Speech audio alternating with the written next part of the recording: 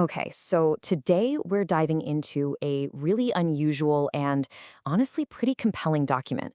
It's not a lawsuit, not your typical complaint. It calls itself an administrative disenfranchisement record. That's a very formal, almost defiant title, right? So, what does it even mean to be disenfranchised by an administrator? Let's dig in and find out. The entire document is really built around this one central provocative idea.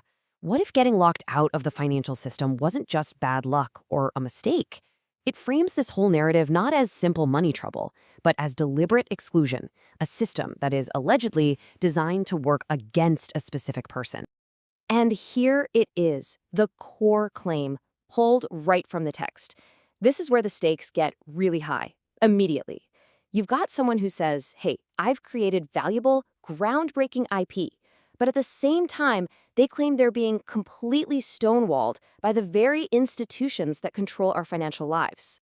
So, to put a name to it, this is an affidavit filed by a man named Donald Matthew Varnado.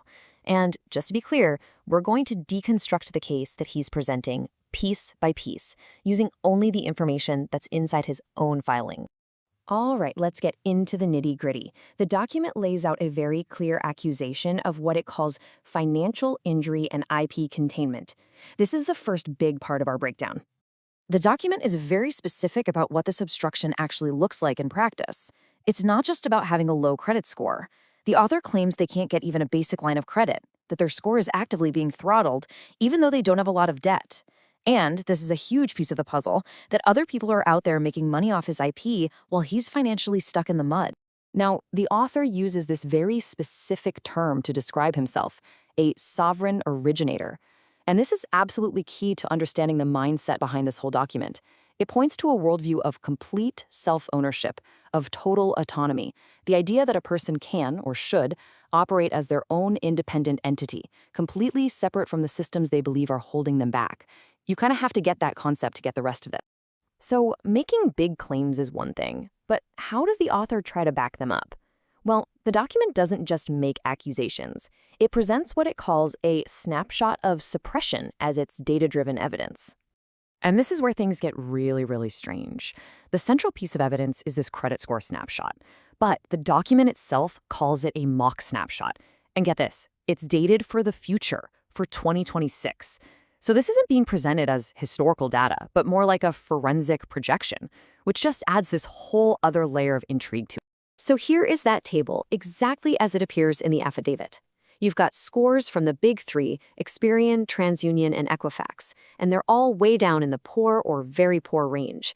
But the real story, at least according to the author, is all in that final column, the observed irregularities. And when you see it as a bar chart, man, it really hits you. All three scores are just languishing at the very, very bottom of the credit spectrum. The picture that's being painted here is one of total and complete financial limitation, and it's being enforced across the entire system. And this, right here, is the absolute core of his argument. He's not just saying, my scores are low. He's trying to show a direct cause and effect.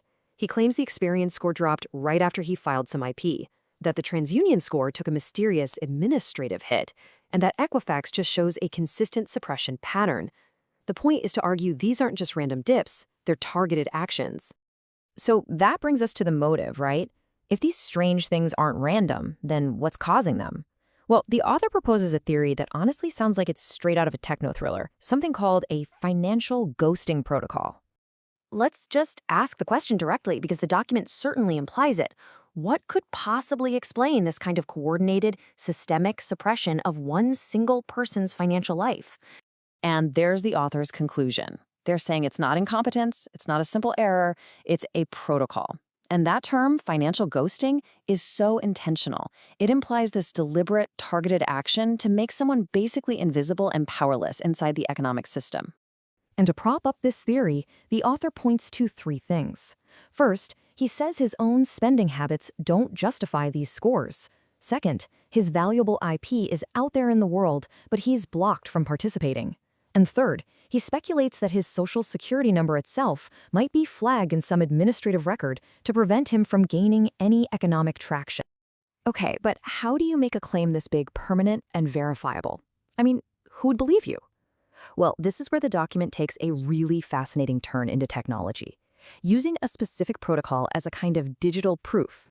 So this affidavit isn't just a Word doc someone printed out. It's filed under what the author calls the zero-arc protocol and recorded in a truth-core forensic ledger. Now, that's a lot of technical jargon, and it's designed to give the document a sense of weight, of permanence, and of technological immutability. And this right here, this crazy long string of letters and numbers, this is the technical anchor for the entire record. It's a cryptographic hash. It basically acts as a unique digital fingerprint for the document, and it's designed to prove that the text has not been changed, not even by a single comma, since it was created. So what the heck is a hash? Well, think of it like this. You take your original document, you run it through a super complex math problem, and what comes out the other side is a unique code, that digital fingerprint. If you change anything at all in the original document, the hash becomes completely different. It's a way of using math to lock in a verifiable version of the truth. So what's the end game? Why go to all this trouble to create this meticulously crafted, cryptographically sealed document? Well, that brings us to its final declaration, what it calls the sovereign stance.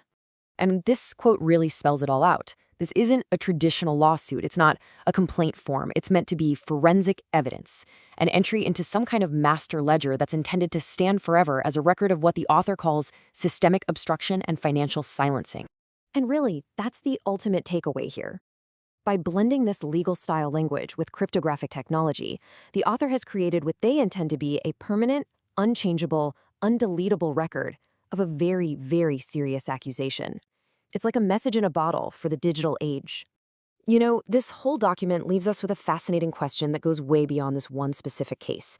In an age where data can be manipulated, but also cryptographically sealed and proven, who gets to define what's real? Is it the credit bureaus with their scores, or is it the individual with their own cryptographically secured ledger? It is a pretty profound thought to end on.